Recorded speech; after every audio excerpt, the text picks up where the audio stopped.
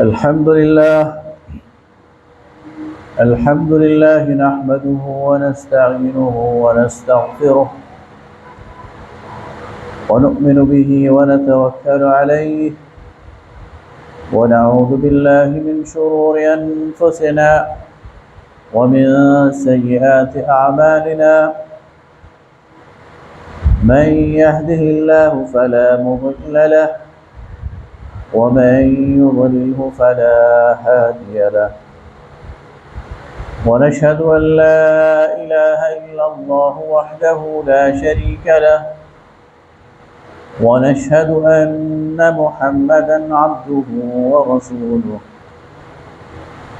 أما بعد فأعوذ بالله من الشيطان الرجيم بسم الله الرحمن الرحيم ما كان محمد أبا أحد من رجالكم ولكن رسول الله وخاتم النبيين صدق الله المولانا العظيم اللهم صل على سيدنا ومولانا محمد وعلى آل سيدنا ومولانا محمد وبارك وسلم ثم صل عليه.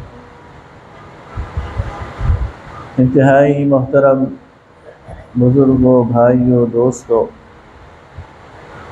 انتہائی قابل احترام خواتین،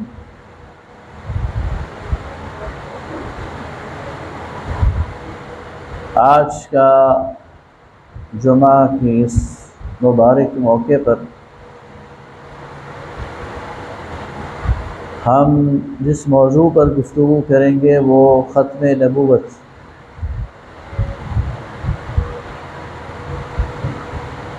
کل پاکستان کی سپریم کورٹ نے ایک تفصیلی سماعت کے بعد اپنے گزشتہ چند فیصلوں میں شامل متنازع جو پیراگراف اور حصے تھے ان کو حذف کرنے کا اعلان کیا، جو کہ قابل تبریک ہے، مبارکباد ہے، جس پر امت مسلمہ کو، ملت اسلامیہ پاکستان کو اور تمام مکاتب فکر کے علماء کرام کو ہم مبارکباد پیش کرتے ہیں. اور آج میں ذرا اس پورے مسئلے پر، مسئلہ ختم نبوت، اس کی تاریخ اور یہ ہے کیا، اس پر بات کروں گا انشاءاللہ. میں نے آپ کے سامنے قرآن پاک سورہ احزاب کی آیت تلاوت کی، جس میں اللہ رب العالمین نبی کریم صلی اللہ علیہ وسلم کی نبوت اور رسالت کی ایک اہم صفت ختم نبوت کا ذکر فرماتے ہوئے فرماتے ہیں ما كان محمد ابا احد من رجالكم ولكن رسول الله وخاتم النبيين، کہ محمد صلی اللہ علیہ وسلم تم میں سے کسی مرد کے باپ نہیں ہیں، یعنی ان کی نرینہ اولاد نہیں ہے، اور وہ اللہ کے رسول ہیں اور خاتم النبیین ہیں. یہ خاتم النبیین کیا ہے؟ قرآن پاک میں لفظ خاتم، جس کا مادہ اور روٹ خا، تا اور میم ہے، اس مادے سے قرآن پاک میں 8 الفاظ استعمال ہوئے، 2 بطور اسم یعنی ناؤن، 5 بطور فعل یعنی ورب، اور 1 بطور صفت یعنی ایڈجیکٹو. اور 8 کے 8 مقامات میں اس کا ایک ہی مفہوم ہے، ایک ہی معنی میں یہ استعمال ہو. اللہ فرماتا ہے ختم اللہ علی قلوبہم، اللہ نے ان کے دلوں پر مہر لگا دی۔ سورہ یاسین میں فرمایا الیوم نختم علی افواہہم وتکلمنا ایدیہم وتشہد ارجلہم، قیامت کے دن ہم ان کے منہ پر، ان کے ہونٹوں پر مہر لگا دیں گے، اور پھر ان کے ہاتھ اور پاؤں یہ ہم سے بولیں گے اور گواہی دیں گے۔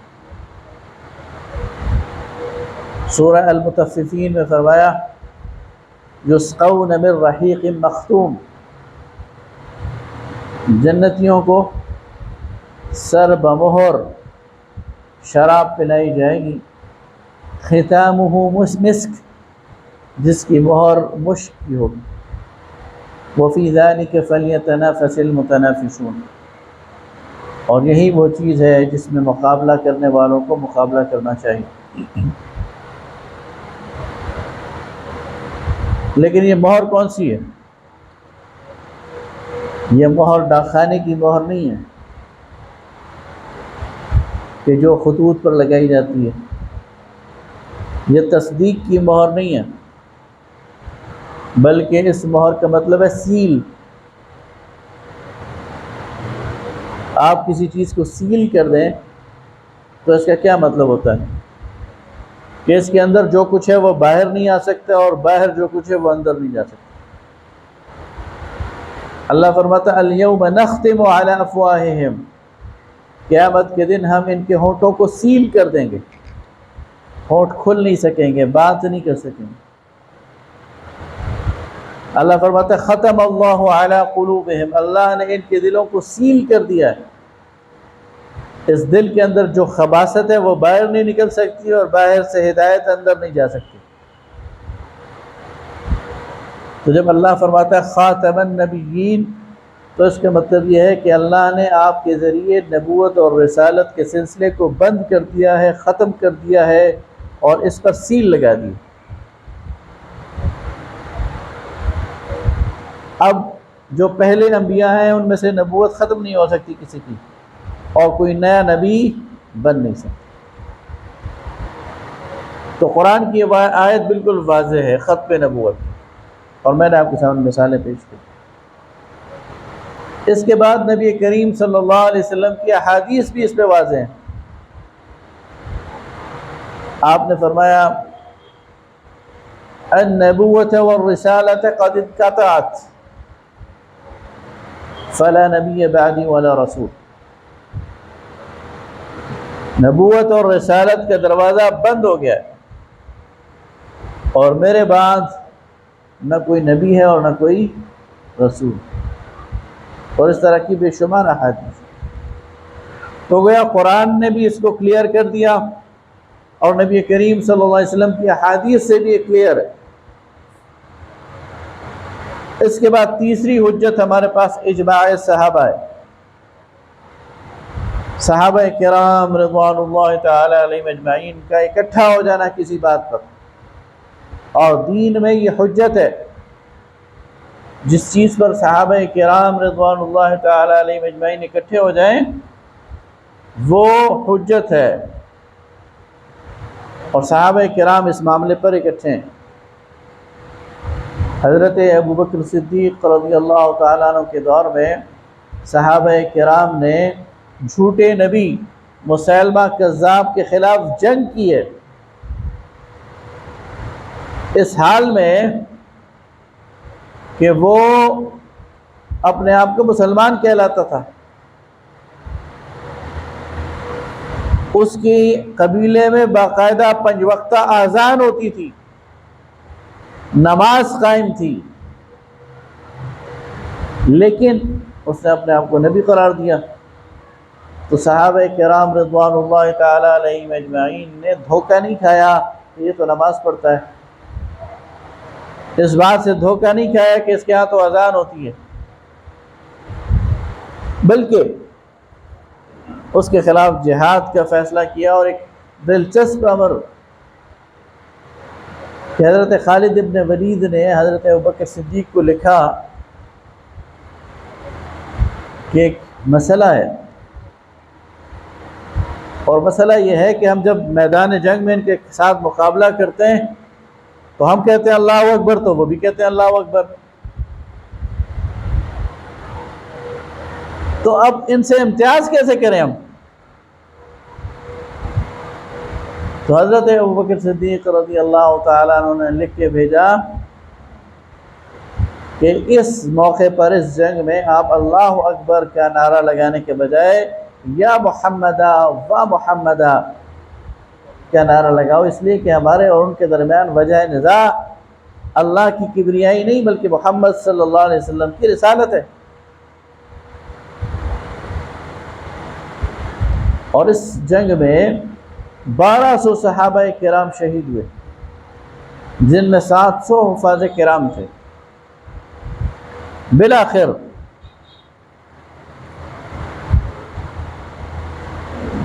وحشی بن حرب نے،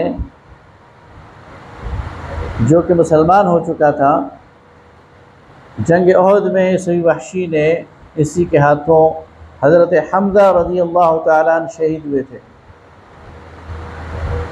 بعد میں یہ مسلمان ہوا، بڑا پچھتاتا تھا، میں نے بڑا نقصان کیا اسلام کا، اور اللہ سے دعائیں مانگتا تھا، یا اللہ مجھے ایسا موقع دے کہ میں اس نقصان کی تلافی کروں. مخلص مسلمان صحابی بن گیا. اللہ تعالیٰ نے اسے موقع دیا اور اس نے مسلمہ کذاب کو قتل کر دیا، اور اس طرح یہ فتنہ یہ ختم ہوا. تو صحابہ کرام رضوان اللہ تعالیٰ علیہم اجمعین کا بھی اس میں اجماع ہے کہ رسول اللہ کے بعد جو بھی شخص وہ نبوت کا دعویٰ کرے گا وہ جھوٹا ہے اور اسلام کے دائرے سے خارج ہے. حضرت ابوبکر صدیق کے دور میں ایک تو مسلمہ کذاب نے نبوت کا دعویٰ کیا، دوسرا اسود غنسی نے نبوت کا دعویٰ کیا، تیسرا طلحہ اسدی نے نبوت کا دعویٰ کیا، اور چوتھی خاتون تھی سجاح، اس نے نبوت کا دعویٰ کیا. مسلمانوں نے ان چاروں کے خلاف جنگ کی.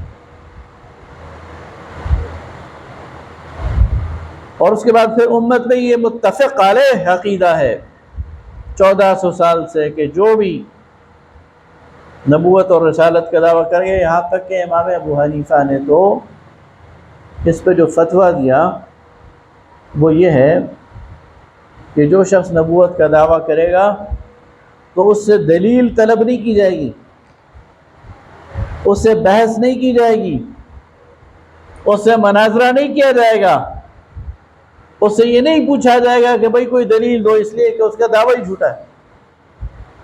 اور جھوٹے دعوے پر دلیل طلب نہیں کی جاتی، جھوٹے دعوے پر مناظرہ نہیں کیا جاتا، اس کی تکفیر کی جاتی ہے. تو بالکل واضح عقیدہ ہے. بر صغیر پاک و ہند میں پنجاب کا ایک علاقہ ہے قادیان، اس میں ایک مخبوط الحواس شخص پیدا ہوا، غلام احمد قادیانی،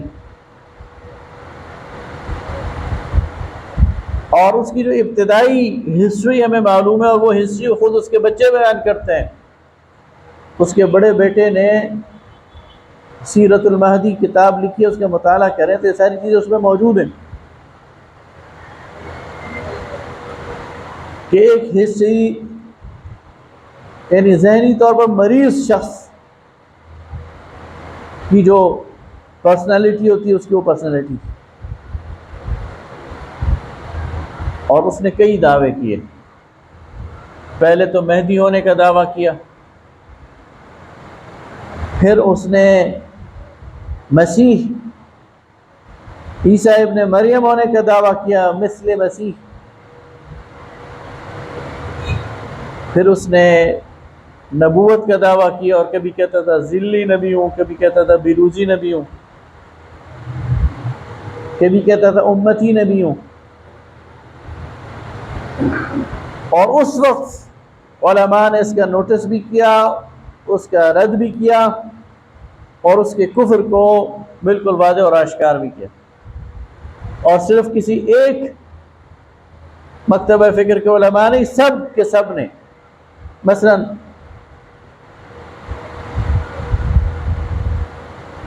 گولڈا شریف کے جو پیر صاحب ہیں انہوں نے اس کا ابطال کیا اور اس کا پردہ چاک کیا. اہل حدیث علماء میں سے مولانا ثناء اللہ امرتسری رحمہ اللہ، انہوں نے ہر میدان میں اس کا مقابلہ کیا. مولانا ظفر علی خان، انہوں نے اس کے بطل کا پردہ چاک کیا. امیر شریعت عطا اللہ شاہ بخاری رحمہ اللہ، انہوں نے بھرپور طریقے سے اس کا مقابلہ کیا. اور سید ابو الاعلیٰ مودودی رحمہ اللہ نے مسئلہ قادیانیت لکھ کر ان کے اس پورے فریب کو چاک کیا. یہ مسئلہ قادیانیت کتنی اہم کتاب ہے اور قادیانیوں کو اس سے کتنی تکلیف ہوئی کہ اسی کتاب پر سید ابو الاعلیٰ مودودی کو سزائے موت سنائی گئی. 11 مئی 1953 مسئلہ قادیانیت کی بنیاد پر فوجی عدالت نے سید ابو الاعلیٰ مودودی کو سزائے موت سنائی. بعد میں بین الاقوامی پریشر کے نتیجے میں اس کو عمر قید سے بدل دیا. لیکن آپ اسے اندازہ لگا سکتے ہیں کہ وہ کتنی قادیانیوں کو کھٹکنے والی کتاب.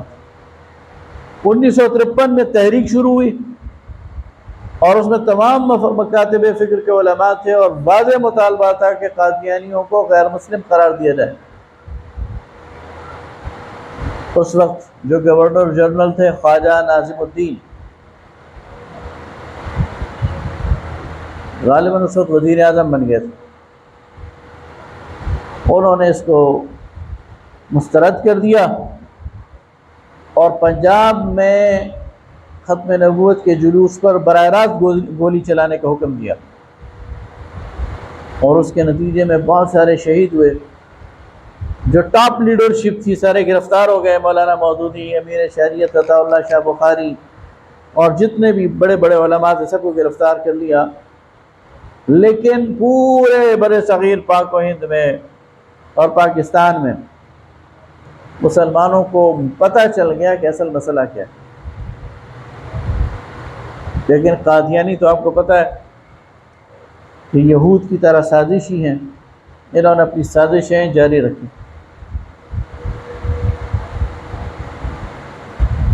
اور پاکستان کے اندر یہ کی پوسٹ تک پہنچ گئے. پاکستان کے اندر کلیدی عہدوں پر براجمان ہو گئے. لیکن اللہ تعالیٰ پھر واللہ غالب علی امرہ، اللہ تعالیٰ اپنے احکام میں اور اپنے فیصلوں میں وہ غالب ہے اور پھر اسے کوئی چیلنج نہیں کر سکتا. وہ ان لوگوں سے کام لے لیتا ہے جن کے بارے میں توقع نہیں ہوتی کہ یہ کام کر دیں گے. بالآخر تحریک ختم نبوت چلی 1974 میں، اور وہ ایک واقعے سے چلی.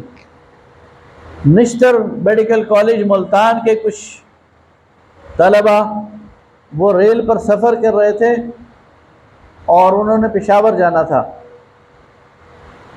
ربوہ کے مقام پر جو چناب نگر ہے، جب ریل رکی تو قادیانی ریل کے اندر گھسے اور انہوں نے پمفلٹ تقسیم کرنے شروع کر دیے قادیانیت کے. اسلامی جمعیت طلبہ کے وہ طلبہ تھے، انہیں غصہ چڑھا، انہوں نے پھینٹی لگا دی ان لوگوں کی اور انہیں بھگا دیا. قادیانیوں نے دل میں رکھ لیے بات.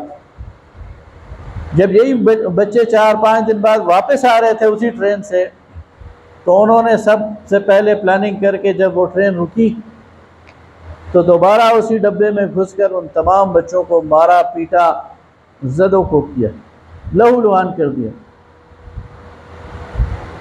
یہ بات پورے ملک میں پھیل گئی، اور انہی طلباء نے لیڈ کیا، اور پورے ملک میں قادیانیوں کے خلاف ہڑتالیں اور مظاہرے اور جلسے اور جلوس ہونے شروع ہو گئے، اور یہ مطالبہ کہ ان کو غیر مسلم قرار دیا جائے۔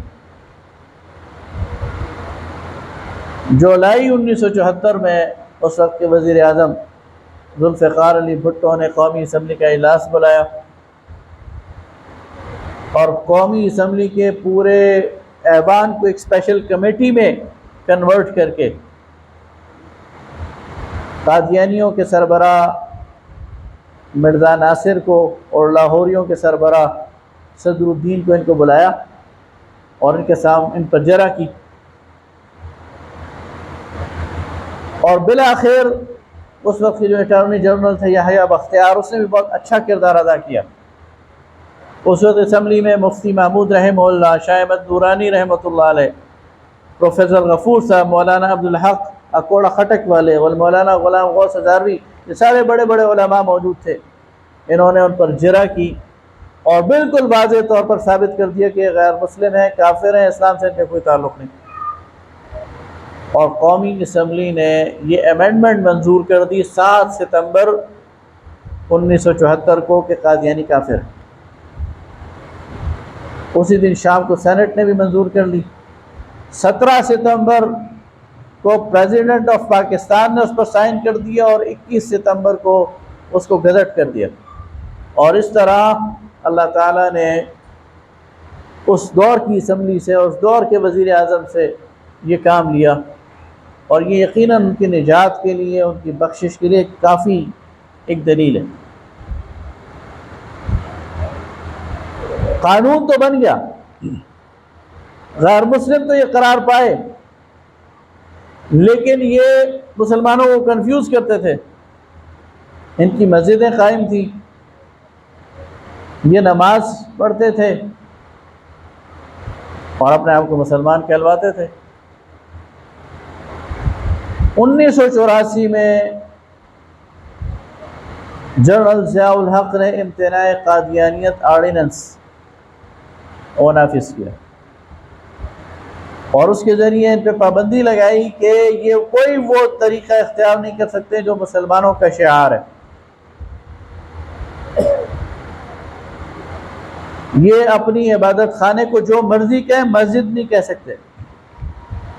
یہ اپنے عبادت خانے پر مینار نہیں بنا سکتے، یہ اپنے عبادت خانے کا محراب نہیں بنا سکتے۔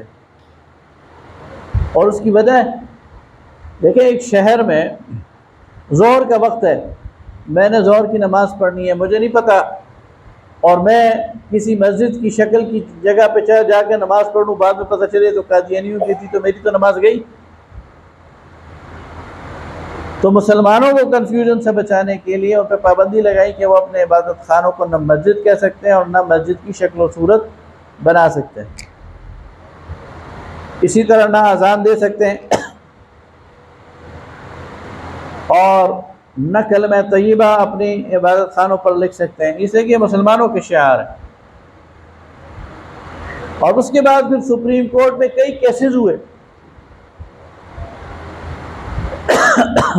مشہور کیس غالباً 1994 میں ہے، ظہیر الدین بنام سرکار، اور شریعت اپیلیٹ بینچ کا مجیب الرحمان بنام سرکار کیس۔ اس میں سپریم کورٹ نے بھی اور وفاقی شرعی عدالت نے بھی بالکل واضح کر دیا کہ قادیانی کافر ہیں، اور انہیں مسلمانوں کا کوئی شعار استعمال کرنے کی کوئی اجازت نہیں۔ یہ سارا چیز موجود تھی کہ موجودہ مرحلہ آ گیا،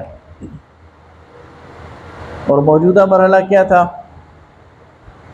کہ ایک قادیانی ہے مبارک ثانی، اس پر الزام تھا کہ اس نے ایک متنازع تفسیر صغیر جو قادیانیوں کی تفسیر ہے اس کو تقسیم کیا۔ اب وہ تفسیر پنجاب کے قانون قرآن شریف ایکٹ کے خلاف ہے، یعنی ممنوع ہے، تو اس پہ مقدمہ قائم ہو گیا۔ سیشن کورٹ نے اسے سزا دی اور گرفتار کر لیا۔ ہائی کورٹ نے سزا کو برقرار رکھا اور گرفتاری جاری رہی، اس کی بیل اور اس کی ضمانت منظور نہیں کی۔ کیس چلا گیا سپریم کورٹ میں۔ سپریم کورٹ میں جسٹس قاضی فائز عیسیٰ نے نہ صرف اس کی ضمانت لی،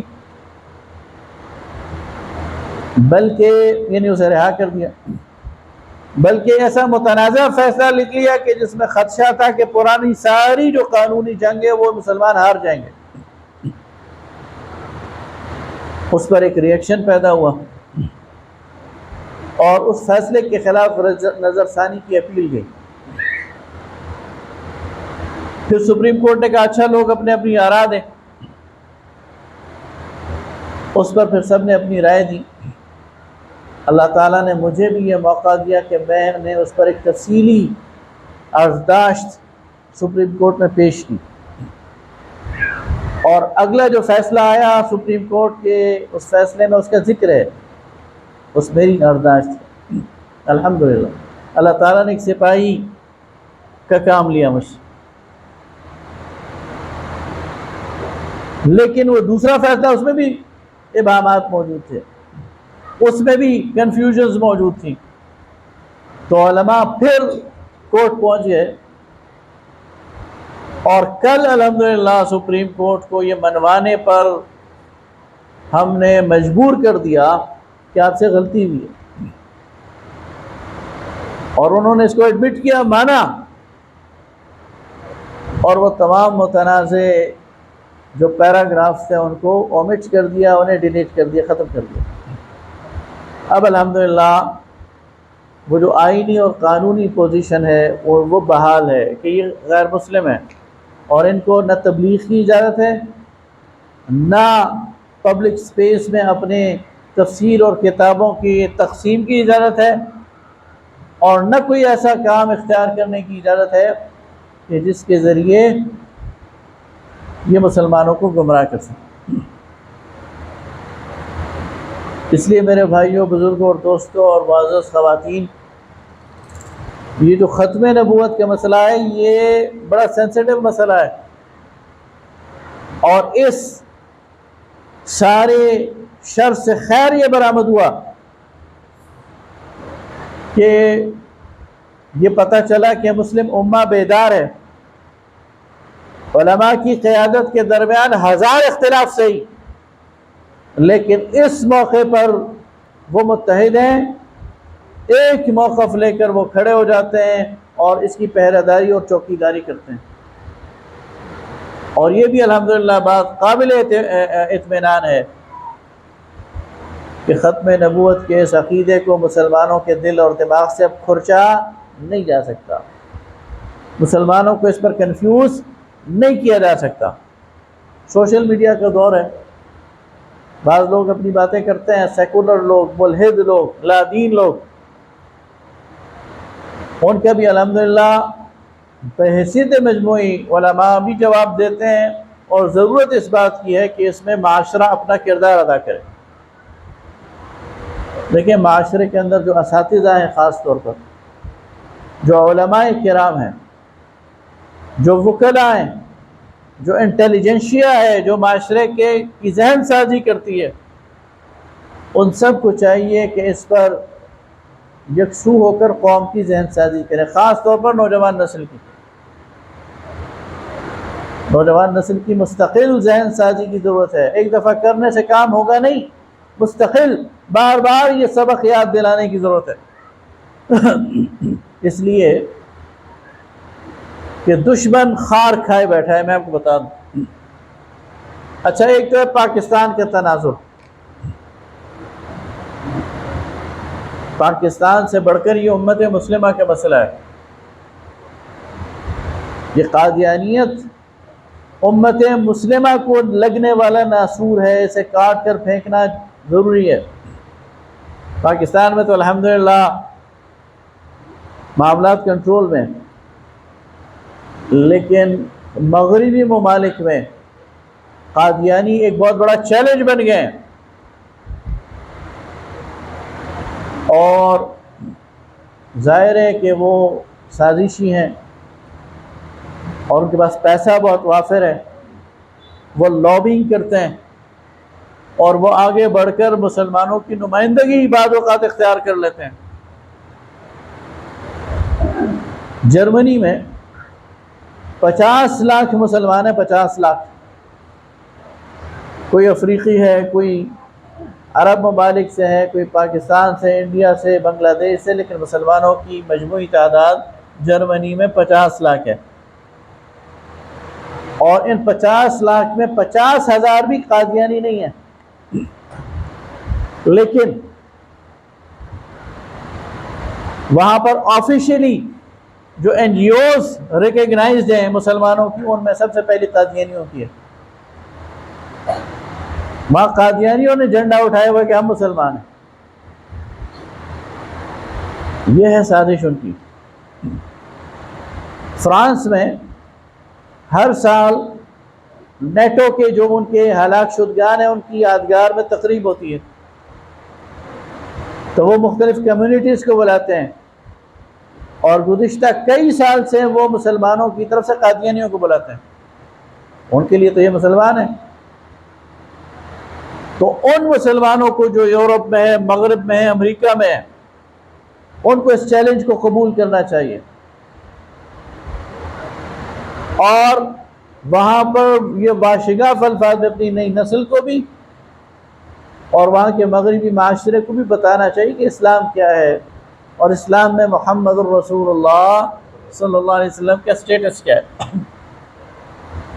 اور آپ کو صحیح بات بتاؤں کہ شیطان اور شیطانی ذریت اور پوری مغربی تہذیب اس کے نشانے پر محمد الرسول اللہ صلی اللہ علیہ وسلم، اور یہ آج سے نہیں ہے، 1000 سال سے یہود اور ہنود یہ خار کھائے بیٹھے ہیں، ان کا بس نہیں چلتا۔ یعنی انہوں نے کیا کیا سازش نہیں کی ان یہود نے۔ یہ یہود ان کا اصل حسد وہ رسول اللہ صلی اللہ علیہ وسلم سے۔